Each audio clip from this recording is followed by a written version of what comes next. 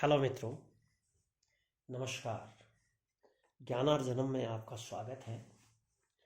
अलंकार के क्रम में देखिएगा, आज है उत्प्रेक्षा अलंकार। तो इसकी परिभाषा को समझिए। जहाँ उपमेय में उपमान की संभावना अथवा कल्पना की जाए, वहाँ उत्प्रेक्षा अलंकार होता है। उपमेय में उपमान की संभावना। अब उपमेय और उपमान तो आप समझते होंगे।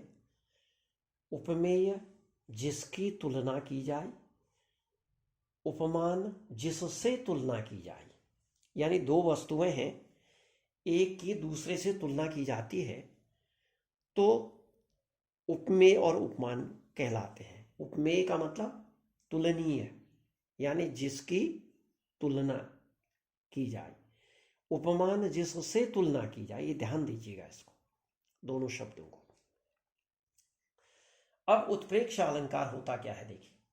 जहां उपमेय में उपमान की संभावना या कल्पना की जाए कि मानो ये उपमान ही उपमेय है। ये ऐसे समझिए इसको, मानो उपमान ही उपमेय है, वहां उत्प्रेक्षा अलंकार होता है। उत्प्रेक्षा अलंकार के वाचक शब्द क्या है?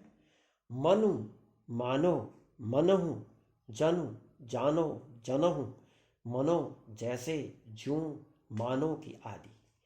देखिए, काव्य में अगर किसी पद में आपके एग्जाम में आता है, कोई काव्य का कोई पद आता है, कोई छंद आता है, कोई दोहा आता है, तो उस पद में अगर ऐसे शब्द हैं, मनु मानो, मनहु, जनु जानो, जनहु मनो, जैसे, ज्यों, मानो की, इस तरह के शब्द, कोई भी शब्द इनमें से आता है तो समझिए कि वहां पर उत्प्रेक्षा अलंकार है। अब इसके उदाहरण देखिए। मनो नीलमणि शैल पर आतप पर्यव प्रभात। इससे पहले एक पंक्ति और है, सोहत ओढ़े पीतपट श्याम सलोने गात। सोहत ओढ़े पीतपट श्याम सलोने गात। फिर आगे है, मनो नीलमणि शैल पर आतप पर्यव प्रभात। मानो कहता है, नीलमणि शैल पर प्रातःकालीन सूर्य चमक रहा हो। कहां पर कहा गया है? भगवान श्री कृष्ण के सांवले शरीर पर जब पीले वस्त्र की आभा पड़ती है तो श्याम जो उनका शरीर है वो इस तरह से सुशोभित होता है। कहता है कि मानो नीलमणि पर्वत पर प्रातःकालीन सूर्य की आभा चमक रही हो। वाह, कितना सुंदर वर्णन है। देखिए, दूसरा उदाहरण है, हरिमुख मानो मधुर मयंक। हरि का मतलब भगवान। विष्णु जी को भी हरि कहते हैं। वैसे हरि के बहुत अर्थ है। हरि माने मेढक, हरि माने पानी, लेकिन वहां नहीं, हरिमुख यहाँ भगवान से है। हरिमुख मानो मधुर मयंक। और हरि माने वैसे तो हर कहते हैं भगवान शिव को, लेकिन शिव के लिए भी हरि शब्द का प्रयोग किया गया। तो हरि मुख मानो मधुर मयंक। भगवान का मुख मानो कैसा है? चंद्रमा, सुंदर चंद्रमा हो। हरिमुख मानो मधुर मयंक। हरिमुख, भगवान का मुख मानो सुंदर चंद्रमा हो।